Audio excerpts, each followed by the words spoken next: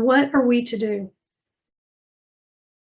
Every day, the headlines announce another shooting, a federal investigation, riots, chaos, wars, famines, natural disasters, or disasters that could have, should have been prevented. I know I don't need to list them. We, you and I, all of us, being of a spiritual mindset, we do our best to keep ourselves grounded, clinging to our faith, sometimes clinging to each other. We pray, we fast, we send thoughts and prayers to the people directly affected to uphold them in their time of tragedy, and that's important. Perhaps we even contribute to funds to support them in their time of need. But it still feels like nothing is changing. If anything, it feels like it's getting worse. What are we to do? In early June, I came across this quote from Milarepa, which I shared on my Facebook page and again just now. When you run after your thoughts, you're like a dog chasing a stick. Every time a stick is thrown, you run after it. Instead, be like a lion who, rather than chasing after the stick, turns to face the thrower. One only throws a stick at a lion once. And after I laughed, I considered the intention of Milarepa, that great Tibetan yogi, referencing the monkey mind that interrupts our attempts at meditation and the practice of focusing instead on the source of those interruptions, the mind, and learning how to control it. But outside of meditation, another meaning struck me, that all of those headlines, all of the media and social media quips and posts, the news flashes of shootings and disasters, those are the sticks in real life. It's almost as if there's some crazy intention to keep us distracted from what's really going on so that we cannot focus enough to be effective in changing anything. Like a dog chasing after stick after stick after stick, we never pause to look at the source as the lion does. We see something that needs to be corrected and our attention is pulled to that thing, and then to another, and then another, and so on. How many of us stay focused on just one issue? And that made me think of Greta Thunberg, the young Swedish environmental activist you may have heard of in recent years. You see, Greta has high-functioning autism and has stated that her condition allows her to be single-minded and stay focused. She's used what many consider to be a disability to make her amazingly effective. Born in just 2003, at the age of 15, in 2018, Greta began to lead demonstrations, school strikes for climate, and has spoken around the world, including at the 2018 United Nations Climate Change Conference, and again in the 2019 UN Climate Action Summit here in the US. She's been included in Time magazine as one of their 100 most influential people, the Time Person of the Year in 2019, and received nominations for the Nobel Peace Prize in 2019, 2020, and 2021. I believe the youngest nominee ever. She turned her autism into a blessing as she continues her efforts. And another great activist with the same condition is Temple Grandin. You may have seen a movie about her and her innovations that revolutionized practices for the humane treatment of livestock on cattle ranches and slaughterhouses. She's authored more than 60 scientific papers on animal behavior. I am absolutely in awe of their ability to stay focused on their cause. And it's clear that level of focus is what has made them as successful as they have been. That level of focus has been instrumental in making changes. They are lions. But most of us don't have autism. So how can we avoid all of the distractions that come our way? How can we even discern what we want to focus on? Of course, we can meditate to help us stay focused. But as I wrote in my journal after the school shooting in Uvalde, Texas, I was so angry and so disgusted that after Sandy Hook, Columbine, and so many other school shootings, that this was still happening. And that there are still people who think that unlimited access to guns is a good thing. I was so angry that I couldn't meditate. I couldn't focus on anything else until I recorded my thoughts, until I got them out of my brain. And that anger triggered a memory of a topic in a Lion's Roar Buddhist magazine from 2014. It was called Shambhala Sun at the time, about the wisdom of anger. You know, that issue stood out to me because we usually don't consider anger to be a Buddhist concept. I had kept that issue tucked away because I found it so thought-provoking and enlightening, and I wanted to be able to reference it again for such a time as this. You know, we typically think that anger needs to be managed or suppressed, that it is a negative emotion. And we usually don't even want to admit that we have negative emotions. But what we're overlooking in that thought process is that anger can actually be wise.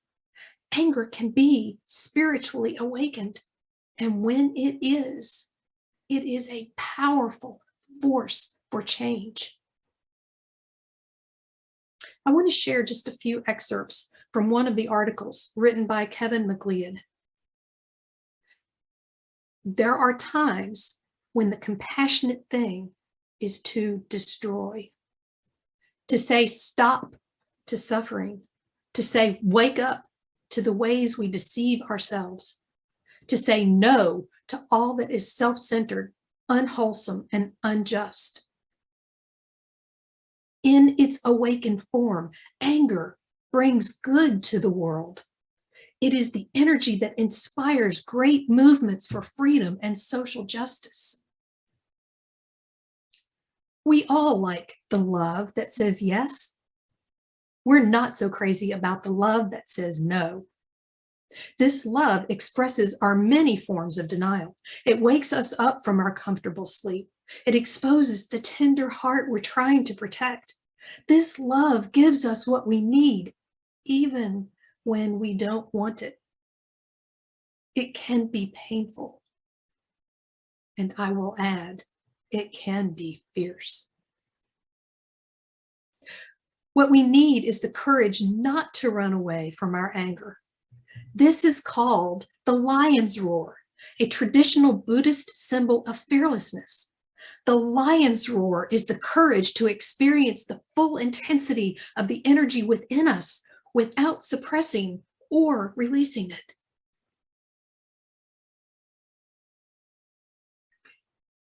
Anger can be useful for destroying that which is causing problems. It can help us discern what needs to be corrected. And when properly channeled, as Greta Thunberg and Temple Grandin have done, it can be a driving force for transformation. It is a powerful form of energy. I want to show you all a brief clip from Greta's address at the UN. Hang on with me for just a moment.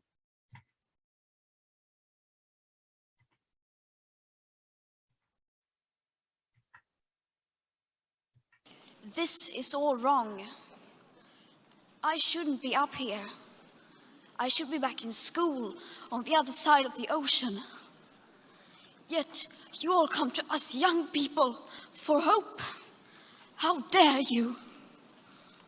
You have stolen my dreams and my childhood with your empty words, and yet I'm one of the lucky ones. People are suffering. People are dying. Entire ecosystems are collapsing. We are in the beginning of a mass extinction, and all you can talk about is money and fairy tales of eternal economic growth. How dare you?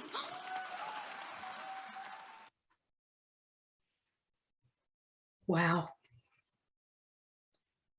You can feel that, can't you?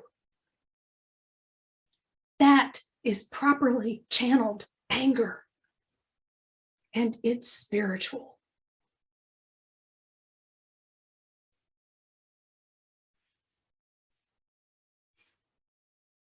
It takes my breath away.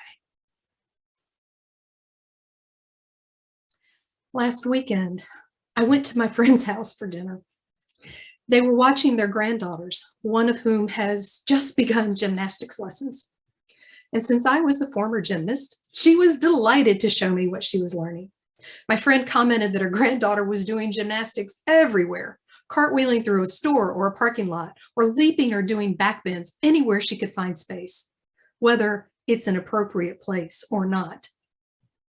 And I commented to my friend that I had that same drive and did the same thing. And that even now, at my age, it was all I could do to restrain myself from trying to do cartwheels through the yard with her. And then I got curious. What was that? What was that energy that made me and her granddaughter want to flip and leap wherever there was space?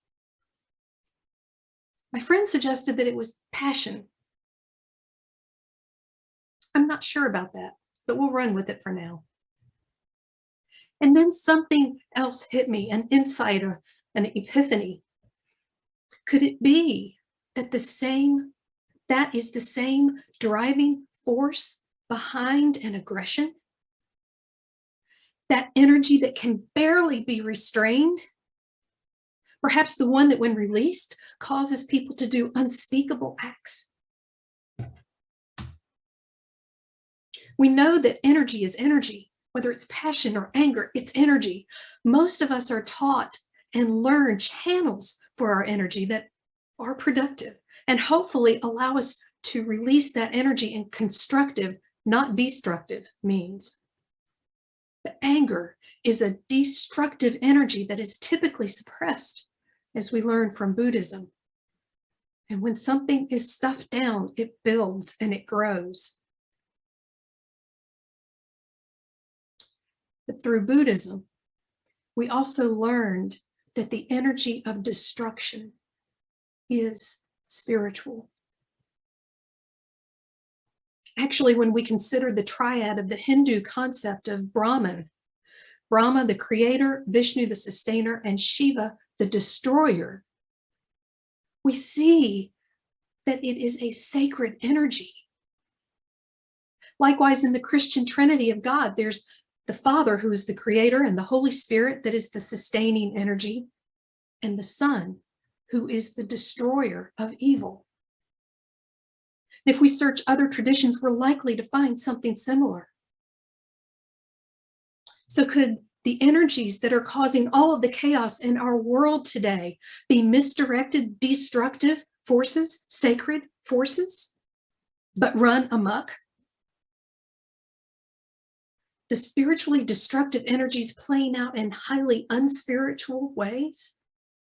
And if so, if that's the case, how can we shift those forces to be beneficial for humanity? Can we convert these unspiritual, destructive energies into spiritually destructive energies? Perhaps using those energies to break down the old paradigms that no longer serve humanity instead of blasting through school walls. Can we tear apart the systems that lead to injustice rather than riot because of injustice? Can we destroy the forces that seek economic gain over environmental responsibility, that enslave and bind humanity in mediocrity rather than elevate critical thinking? My mind is blown with the possibilities if we can channel that energy. But there are people behind all of these things. How do we get people to change? What leads people to change their minds about something or desire to learn more about something they think they already know? What about all that pent up, stuffed down, misdirected anger? The anger that isn't spiritually awakened. I've said before, and I've said it many times, that we should never underestimate the power of a seed scattered. But this time, I think that in order for the seed to find good soil, we need to do a little cultivation. And I think the way to do that is to listen. I've been reading, I guess you would call it, an audiobook by Thich Nhat Hanh called Zen and the Art of Saving the Planet. Been listening during my morning walks. And I was struck by the chapter Brave Dialogue, the Power of Listening. How often do we really listen deeply to someone who has a different perspective? Can you listen so deeply that you can hear not only what is being said, but also what is not being said? When I think about the people who are fighting to prevent restrictions to gun sales, I have to wonder, what are they really saying? What are their thoughts and fears about this issue? They may say things I don't want to hear, but I can see that it is vitally important that they feel heard. The narrator reading that book said, "The strange thing is that sometimes the ones with the loudest voices are also those who feel the least heard." Effective solutions will only be achieved if we honor and respect the differences of everyone. If we choose to understand the needs and pains of those across the table from us. Could it be that the art of deep listening is what is needed to connect with others before they unleash the energies of anger in harmful ways? And isn't it true that we need to cultivate that art of deep listening to ourselves and give ourselves permission to hear ourselves, our own stories, and tell our own stories before we can compassionately listen to others? Isn't that true?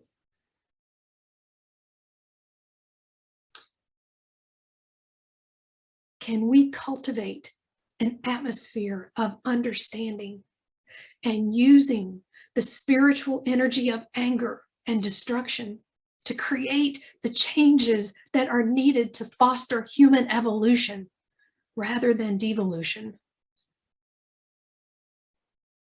I don't suggest that this is an easy solution.